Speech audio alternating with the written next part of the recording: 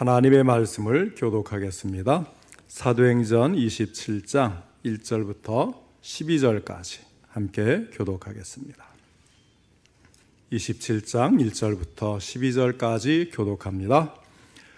우리가 배를 타고 이달리아에 가기로 작정되매 바울과 다른 죄수 몇 사람을 아구스도 대의 백부장 율리오란 사람에게 맡기니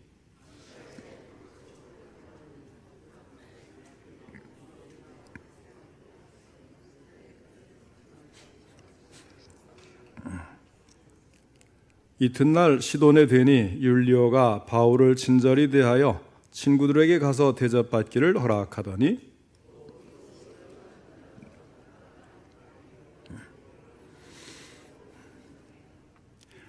길리기아와 밤빌리아 바다를 건너 루기아의 무라시에 이르러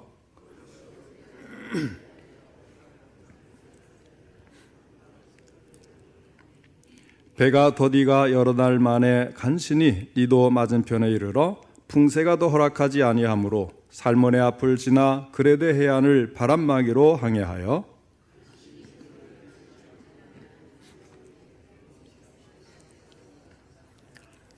여러 날이 걸려 금식하는 절기가 이미 지났으므로 항해하기가 위태한지라 바울이 그들을 권하여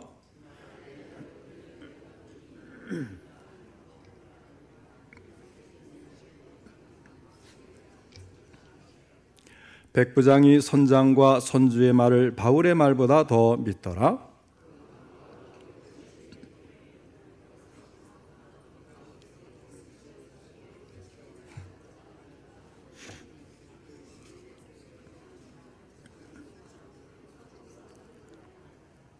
아멘.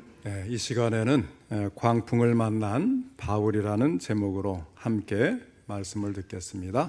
먼저 하나님께 기도드리겠습니다.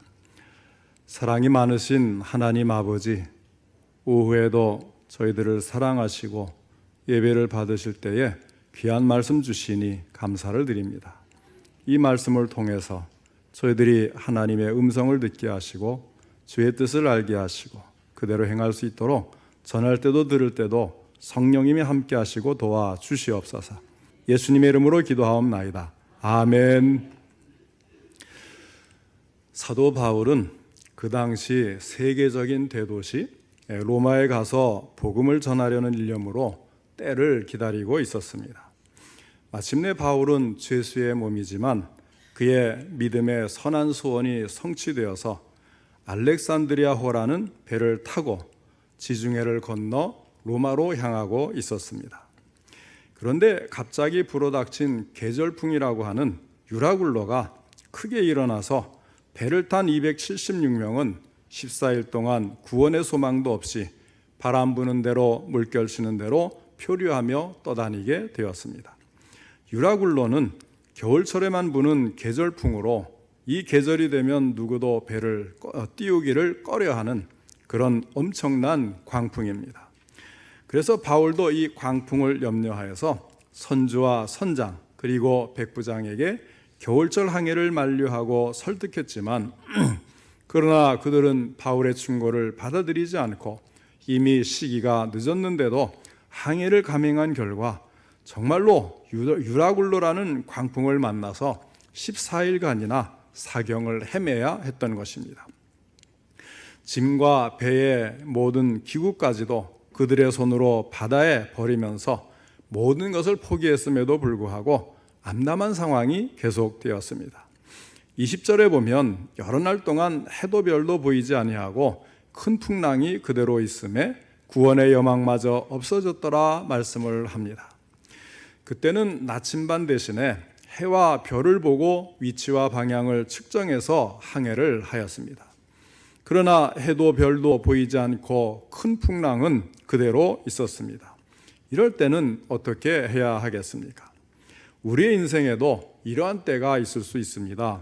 그러면 우리는 왜 인생을 살다가 이런 광풍을 만나게 될까요? 함께 생각해보고 피할 길을 찾을 수 있기를 바랍니다. 우선 첫째로 의로운 일을 위해서 스스로 광풍을 감수하는 경우가 있습니다. 먼저 사도행전 25장 10절로 11절 말씀을 제가 봉독해 드리겠습니다. 바울이 이르되 내가 가이사의 재판 자리 앞에 섰으니 마땅히 거기서 신문을 받을 것이라. 당신도 잘 아시는 바와 같이 내가 유대인들에게 불의를 행한 일이 없나이다. 만일 내가 불의를 행하여 무슨 죽을 죄를 지었으면 죽기를 사양하지 아니할 것이나 만일 이 사람들이 나를 고발하는 것이 다 사실이 아니면 아무도 나를 그들에게 내줄 수 없나이다. 내가 가이사께 상소하노라 한데. 그 당시에는 로마의 시민권을 가진 사람이 로마의 황제에게 호소하면 황제 앞에서 가서 재판을 마칠 때까지 그 누구도 그를 판결하거나 다치게 할 수가 없었습니다. 그러므로 바울은 자신의 결백성을 주장하기 위해서 그리고 하나님의 의를 이루기 위해서 이 같은 소원을 말했는데 사도행전 26장 32절에 보면 그를 신문하던 아그리빠 왕이 이런 말을 합니다. 이 사람이 만일 가이사에게 상소하지 아니하였더라면 석방될 수 있을 뻔하였다. 가만히 있었으면 재판에 더 유리했을 텐데 굳이 하나님을 위해서 정직하지 않을 수가 없었던 것입니다. 그리고 자기의 정당성을 주장하지 않을 수가 없었습니다. 그리고 복음을 전하는 일을 끝까지 감당하기를 원했습니다. 그러다 보니 만일 아무 말도 하지 않았으면 바로 풀려날 수 있었을 일을 가이사에게 호소했기 때문에 죄수로서 로마까지 호송되어야만 하게 되었다는 것입니다. 사랑하는 성도 여러분, 우리는 때로 이렇게 순결하고 정의롭고 주님을 사랑하기 때문에 사서 고생하는 일이 있을 수 있습니다. 그럴 때는 참 어리석고 바보같이 보이기도 합니다. 그러나 아셔야 합니다. 여기에서 하나님의 뜻이 있다고 하는 것입니다. 바울은 로마에 가야만 했습니다. 사도행전 19장 21절에 바울 자신이 내가 로마도 보아야 하리라 하고 말한 적이 있었습니다.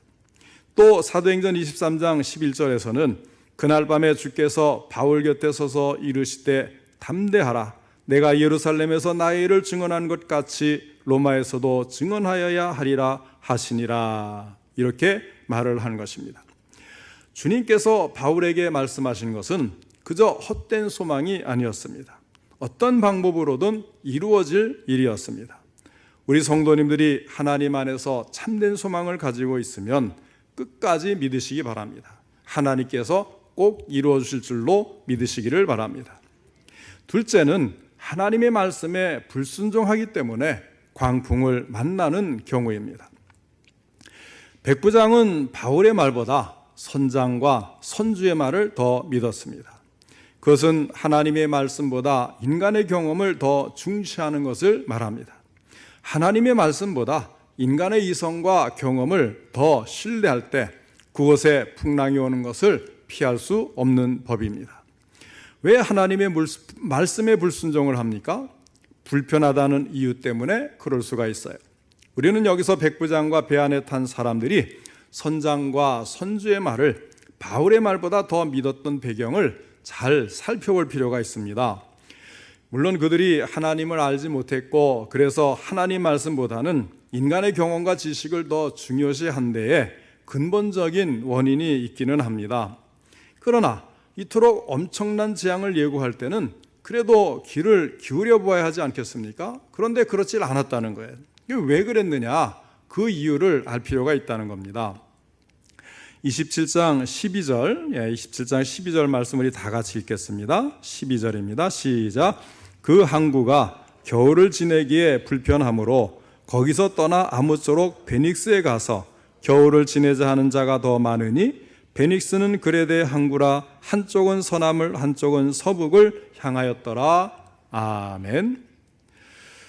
여기에 보면 그 항구가 겨울을 지내기에 불편함으로 하고 말씀을 해요.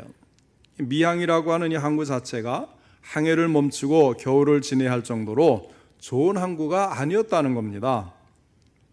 그들이 가서 겨울을 지내기를 원했던 베닉스 항구처럼 유흥장도 놀이시설도 고급 호텔도 없었을지 모릅니다. 그들은 보다 좋은 항구에서 보다 즐거운 방법으로 겨울을 지내고 싶었던 것입니다. 불편했다고 하는 단지 이 이유 때문에 그 큰 위험을 감수하려는 인간의 본성을 볼 수가 있습니다. 사람들마다 모두 베닉스로 가자는 쪽으로 기울어졌습니다. 그러나 그 때문에 그들은 죽을 고생을 하게 됩니다.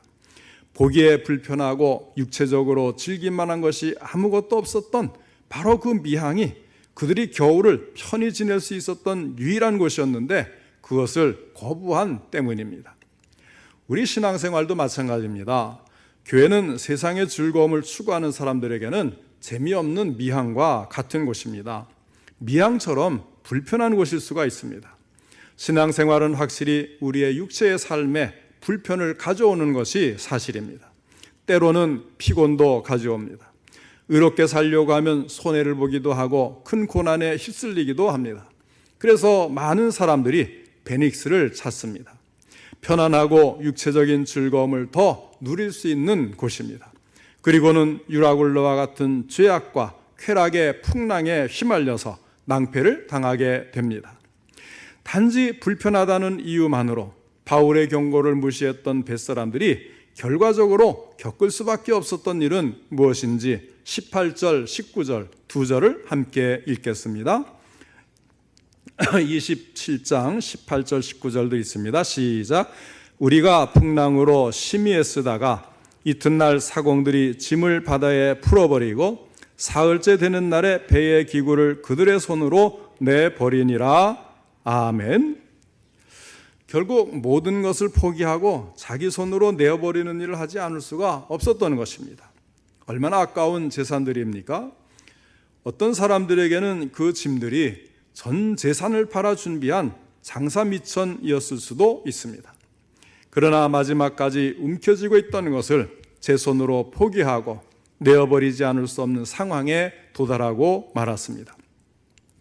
그 다음에 세 번째는 한 배에 탔기 때문에 광풍을 만나 고생하는 것입니다. 우리는 한 배를 탔다는 말을 자주 합니다. 한 배를 탔다는 것은 무엇을 말합니까? 위험도 함께, 유익도 함께, 즐거움과 괴로움을 함께 나눌 수밖에 없는 환경을 갖고 있다는 말입니다. 바울은 옳은 일을 위해서 출발했습니다. 다른 승객들은 하나님 말씀을 믿지 않고 출발했습니다. 그러나 다 같이 고생을 했습니다. 왜 그렇습니까? 한 배를 탔기 때문입니다. 의로운 자와 악한 자가 한 배를 타면 결국 악한 자로 인해서 함께 고생하게 되어 있는 것입니다. 정책을 세우는 지도자의 잘못, 또 동행하는 사람들의 어리석음으로 인해서 고생이 함께 올 수가 있는 것입니다. 반대로 가족 중에 누군가 의로운 일을 하려고 하기 때문에 가족들이 함께 어려운 시련을 겪어야 하는 경우도 있습니다. 그러나 여기서 우리가 알아야 할 것이 있습니다. 같이 고생하지만 오히려 하나님의 영광과 의를 더 잘 드러낼 수 있는 기회가 될 수 있다는 사실입니다. 함께 고통을 받기 때문에 믿음의 본을 보일 수가 있습니다. 위로의 직분도 감당할 수가 있습니다. 함께 겪고 있기 때문에 이해가 더욱 빠른 것입니다. 왜 내가 고생하는가? 고통을 받아야 하는가? 여러분, 하나님 안에서 그 뜻을 찾아야 합니다. 바울은 이 사명을 잘 알았고 잘 감당을 했습니다. 고난을 당하되 죄와 불순종으로 인한 고난을 당하거나 불경건한 사람들과 함께하다가 고난을 당하지 말고 의로운 고난을 함께 당하는 우리 성도님들 되시기를 바랍니다. 그리고 어떤 경우라도 바울처럼 하나님의 뜻을 찾고 그 뜻을 이루는 데 쓰임받는 하나님의 사람들이 다 되시기를 바랍니다. 그러면 이런 상황에서 바울이 무엇을 했겠습니까? 사도 바울은 그 배에 탄 사람들의 생명이, 장래가 자신의 손에 달린 것을 알았고 그 책임을 느꼈습니다. 그리고 그 문제를 놓고 하나님께 기도했습니다. 하나님께서 바울을 높이셨고 바울은 귀하게 쓰임을 받았습니다. 우리 성도님들도 기도하시기를 바랍니다. 우리 성도님들 자신을 위해서 기도하십시오. 교회를 위해서 기도하십시오. 우리 지역과 우리 나라를 위해서 기도하시기 바랍니다. 바울이 하나님께 그 배의 문제를 위해서 기도한 결과가 몇 가지 말씀 속에 기록이 되어 있습니다. 그것은 공포에 떨고 있는 선장과 선주를 비롯한 배에 타고 있는 사람들에게 큰 용기를 주고 안심시킬 수가 있었습니다. 우선 첫째로 이제는 안심하라, 너희 중 아무도 생명에는 아무런 손상이 없겠고 하였습니다. 큰 계절풍을 만나서 하늘이 캄캄해지고 14일간이나 풍랑에 시달리며 식음을 전폐하고 공포에 떨고 있는 사람들에게 안심하라, 이 말을 할 수 있는 것은 보통 일이라고 할 수가 없을 것입니다. 그런데 바울은 그들을 향해서 자신 있게 내가 너희를 권하노니 이제는 안심하라, 이렇게 말을 한 것입니다. 그러면서 계속해서 말하기를 너희 중 아무도 생명에는 아무런 손상이 없겠고 오직 배뿐이리라, 이런 말도 하였습니다. 이와 같은 바울의 확신에 찬 보장의 근거는 무엇이겠습니까? 전날 밤, 바로 전날 밤에 하나님의 사자가 바울 곁에 서서 말하기를 바울아, 두려워하지 말라, 내가 가이사 앞에 서야 하겠고 또 하나님께서 너와 함께 항해하는 자를 다 내게 주셨다 하였으니, 이렇게 많은 말씀을 들었던 거예요. 기도하는 중에 이런 말을 하나님으로부터 들었어요. 하나님은 우리의 반석이시요 피난처가 되십니다. 이러한 하나님께 피하기만 하면 어떤 인생의 위기와 어려움도 극복할 수가 있는 것입니다. 함께 일하다가 어려움을 만날 때는 기억하시고 말씀하시기를 바랍니다. 안심하세요, 하나님이 함께 하십니다. 이런 말을 자신 있게 할 수 있는 믿음의 사람, 기도의 사람들이 되시기를 바랍니다. 둘째로 내가 속한 바 곧 내가 섬기는 하나님이 보호해 주신다고 하였습니다. 내가 속한 바 곧 내가 섬기는 하나님이라고 했어요. 하나님께 속한 사람들은 하나님께서 모든 문제에 대해 궁극적으로 책임을 감당해 주십니다. 평안할 때는 평안한 대로, 풍랑이 올 때는 풍랑이 오는 대로 항상 함께해 주시며 도와주시고 역사해 주십니다. 그러므로 우리 성도님들 모두가 하나님께 속한 분들이 되어서 하나님께 무엇이든지 맡기는 인생을 사시기를 바랍니다. 그리고 세 번째로 나는 하나님을 믿노라 하고 고백을 하였습니다. 25절 말씀입니다. 그러므로 여러분이 안심하라, 나는 내게 말씀하신 그대로 되리라고 하나님을 믿노라. 하나님의 사람은 어떤 경우이든지 하나님의 말씀을 믿는 사람입니다. 어려운 역경 속에서도 믿음을 가지고 안심할 수 있다는 것은 참으로 위대한 일이 아닐 수가 없는 것입니다. 절망 가운데서 안심할 수 있다는 것은 어딘가 믿고 의지할 때가 있다는 것을 뜻합니다. 바울은 살아계신 전능하신 하나님을 믿었고 그 하나님이 함께해 주심을 알았던 것입니다. 사랑하는 성도 여러분, 하나님의 존재를 믿고 하나님의 능력을 믿고 하나님의 사랑과 약속을 믿는 믿음이 우리 인생에게는 절대적으로 필요합니다. 그 믿음과 함께 우리 성도님들도 한 배에 탔다는 사실을 긍정적으로 생각하시기 바랍니다. 그렇게 해서 힘든 일이 있다고 판단되면 우왕좌왕하는 것이 아니라 세상과 함께 휘말려 들어가는 그리스도인이 아니라 하나님의 말씀을 믿는 믿음 위에 굳게 서서 그 풍랑이 흔들 수 없는 평화를 가지고 함께 기도하면서 극복하는 우리 성도님들 되시기를 바랍니다. 그리고 하나님께 속하고 하나님의 말씀을 믿어서 이 일이 잘 될 때 함께 좋은 결실의 유익을 보는 우리 성도님들 모두가 되시기를 주님의 이름으로 축원합니다.